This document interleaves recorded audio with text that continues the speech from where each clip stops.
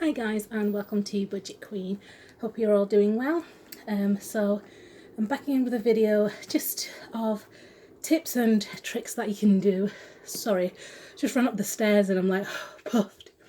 I need to go back to the gym. So I was basically going to just do this quick video while I've got the time and while my little one isn't around me to make all the noise. So it was just pretty much tricks and tips to help you on your financial journey and kind of how best to kind of organize your life to maximizing your saving and budgeting.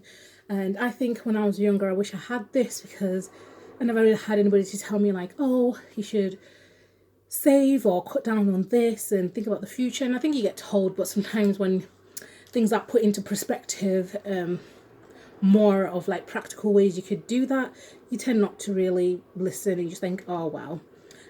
So it's just kind of ways that I've reduced in terms of my intake of certain stuff or cancellations of certain stuff or doing certain things to help me budget and save as much as I can.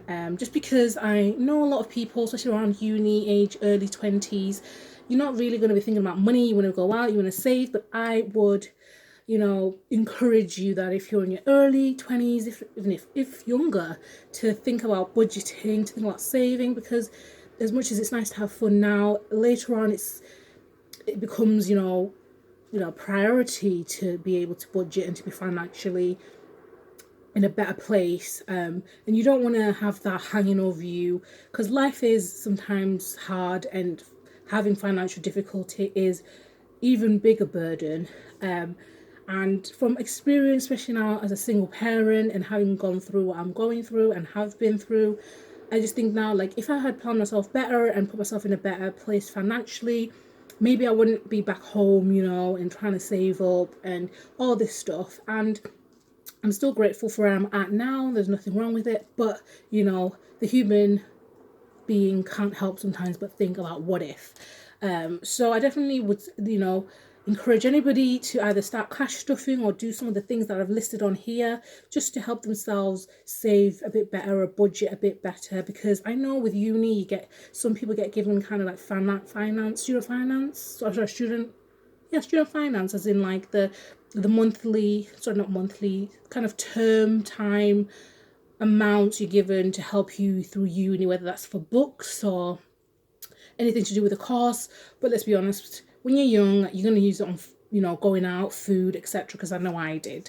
But, one of the things that you could do is save that money and put it to one side. And if you've got a part-time job, that's just adding on top. And, you're putting yourself on a better stead when you do leave uni. Because one of the things people forget, especially now with how the financial climate is, back then it wasn't probably as bad, but you're not probably going to get, I mean, I don't want to say you won't, but it's not as easy to get a job straight after uni as it used to be. And I think a lot of people, especially I did at the time, I thought, oh, I'm going to be a better standing in terms of getting a job because I have gone to uni. But that wasn't the case. And the only thing that put me in a better stead was because I did have a part-time job during my second year to my third year, and that gave me experience, and that's what most employers wanted. Whereas, my friend, she hadn't worked during uni, so she didn't have experience, and I think in the end she took her a year to get a job because most employers wanted someone with experience or customer service experience at least. And she had to go on benefits, which obviously in England is like they give you money while you're looking for a job, and kind of help you out in that way. So it can help you out in terms of that, because then at least you have that kind of buffer while you're looking for a job. Obviously, I know some people, they'll start looking for a job before before, like, during second year, if there's a profession they want to go into. But not everybody knows what they want to go into, like myself. I didn't. So but I was able to get kind of a job straight after my last because I had that customer service experience. So I definitely would implore any youngsters out there to just think about finances. It sounds boring and it can be sometimes, but it's actually helpful and you can make it fun, like with cash stuffing. So, and the challenges that you can do, just, tailor it to yourself and to your needs, the type of person that you are, to make it more engaging, so then you can save as much as you can. So I'll get started anyway, because I know I can ramble sometimes, so do forgive me.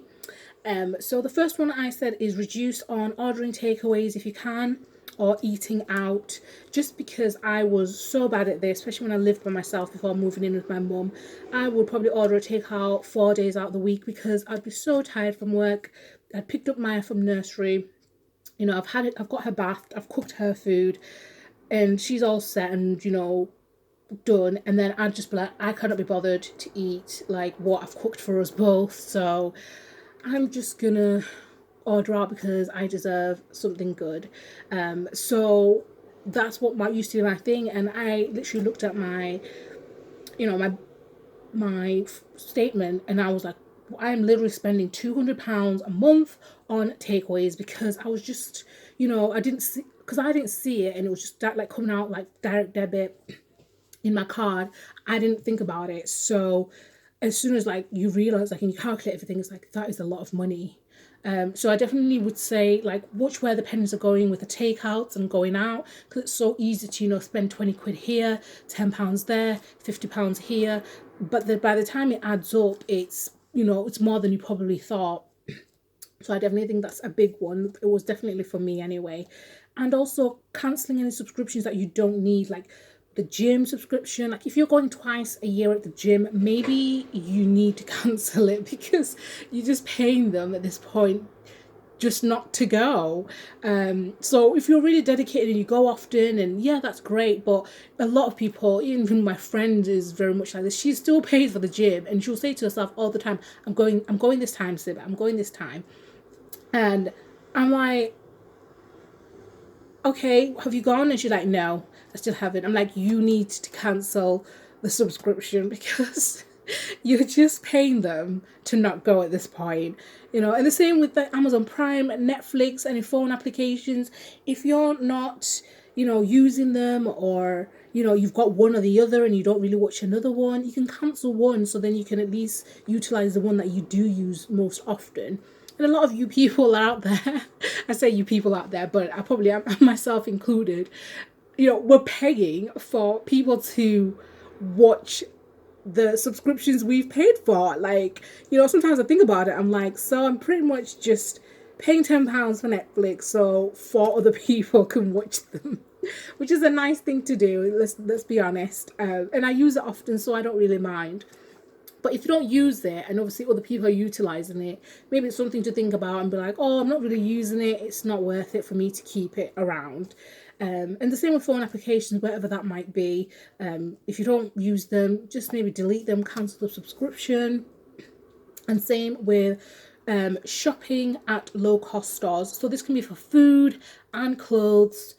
This can be for Lidl, Aldi, Home Bargains, Wilko's. These places are really good for, just like, it may not be the full shop, but some items are way cheaper than they are in your, like, standard stores, like your chain stores, sorry, should I say. So you can shop there for some items and maybe go to your usual shopping area to get the other stuff that you need, but at least you're saving in some areas, whether you, like, that, toiletries are more cheaper at, Home Bargains, then you go there for the toiletries and you save yourself a few pennies. So stuff like that, but you may not realise where the little few pound savings are coming from, but in the long run, it's savings nevertheless. So the next one I've put on here, which I think would be number 4, is save the coins. Like, save them, save the pennies, okay? Save all the cash monies. We need them, okay? Because you may be surprised that, oh, that penny or that 2p, that 5p, 20p, 50p, a pound, you're just thinking, oh, well, you could easily buy a drink or a can of Coke, but that pound, you could put it at one side, and then after 6 months, a year down the line, that could accumulate to a lot of money. And sometimes it's so easy to be like, oh, it's only a pound, I'll grab a drink, or I'll grab a packet of crisps, but you could have easily saved that.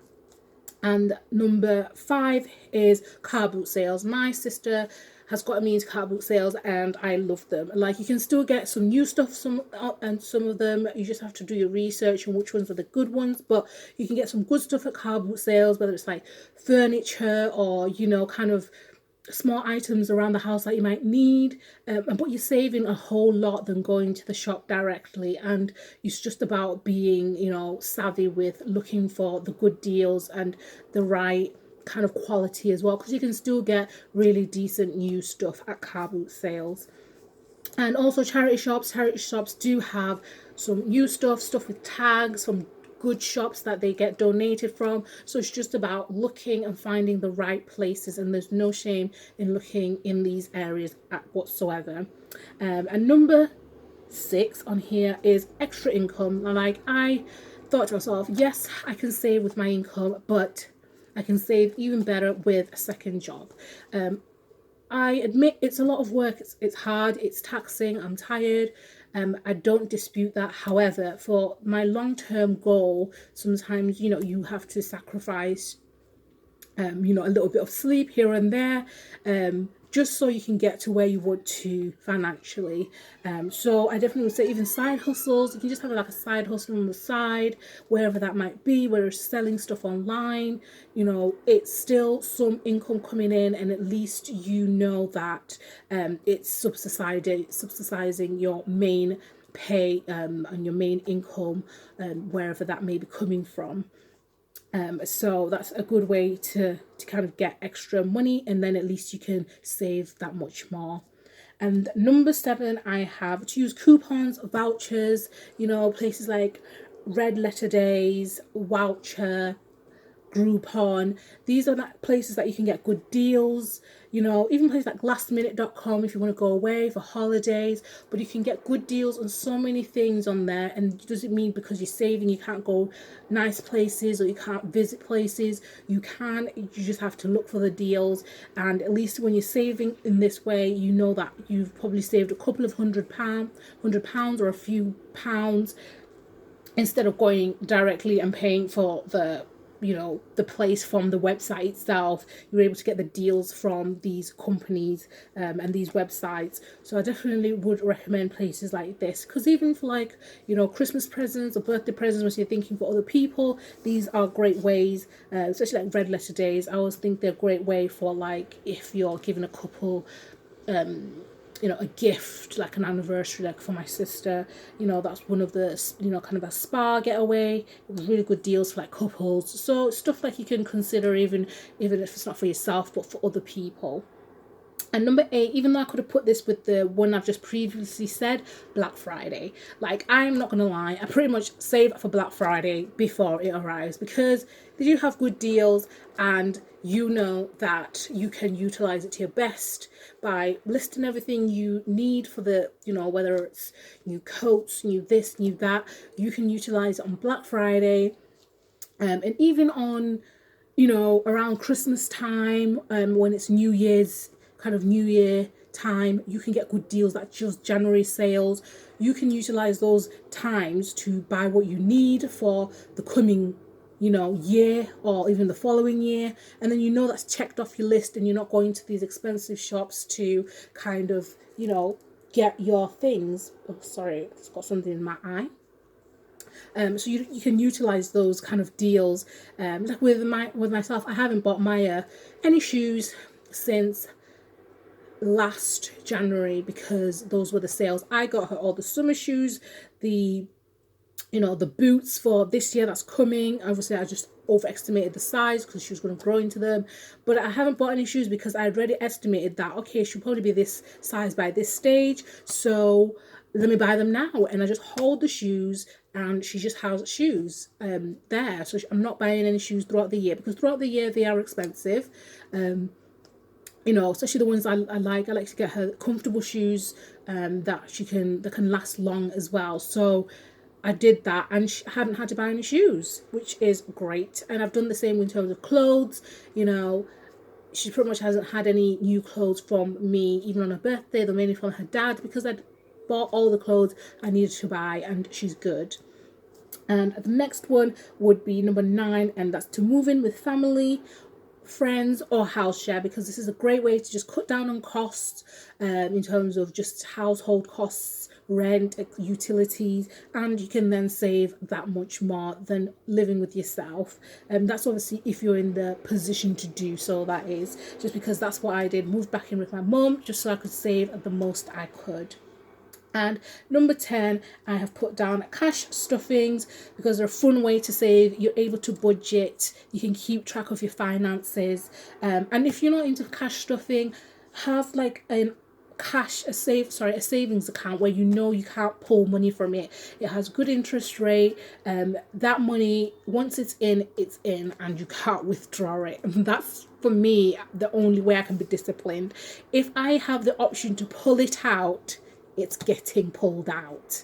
So I definitely recommend get an account where you don't have that option, because once you have the option, it's difficult, and hence why I'd say do that alongside cash budgeting, because cash wallets, sorry, because at least you have an emergency wallet in here, so if something does go wrong or go awry, you have something that's kept aside for you to utilize and to use, so you're not thinking, oh no, I have no money, it's all in this bank account that I can't access, but you have this as plan B. So I mean, those are just like my 10 quick tips that I've kind of used on myself so I could be kind of better off and be on my way to being better as well, because obviously I'm still learning myself, and it doesn't mean I've done all of these and I'm perfect at these. You know, I have the odd takeaway every now and again.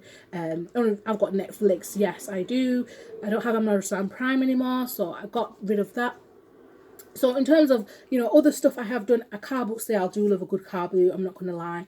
But, you know, I do these as well, but not all of them, and not always 100%. So I'm not saying do them 100%, you have to be perfect, you have to tick all the 10. It's just a few tips that you might, you know, one of these could probably help you. You know, it doesn't mean you do all 10 and, you know, that's the best way to be financially better. You know, for you, for a certain person, only one will be helpful, and that will be their start to being better financially. So they're not rigid, they're flexible, and these are not the only ways. There are so many other ways, but these are the ones I have found useful for myself on my journey to financial freedom. So I hope it was helpful. If you have any questions, put them in the comment section. I did try and make it as short as possible with the content that I had, so hopefully it wasn't too long for anybody. But I definitely think if you can do at least one or two of these, you'll be helping yourself to getting better and, you know, propelling yourself to financial freedom. But let me know, guys, what you thought of the video and what kind of videos you would like going forward, because obviously I'm just kind of giving you my journey to how I've become. I'm trying to become financially free. So you know, let me know if there's specific videos you'd like me to do. But obviously I know it's early days, so I've only brought out a few, so I will try and keep them interesting and somewhat engaging, as best as they can be, with me obviously just showing my hands. I do apologize for the outgrown nails. We know we need to get these done, and they will get done soon. So, but that's from me, Budget Queen. So I do hope you enjoyed the video. If you did like it, give it a thumbs up and also a like. And if you like to know about my financial journey and how it's going, and you want to join me, do subscribe. And I shall see you soon, guys. Thank you. Bye.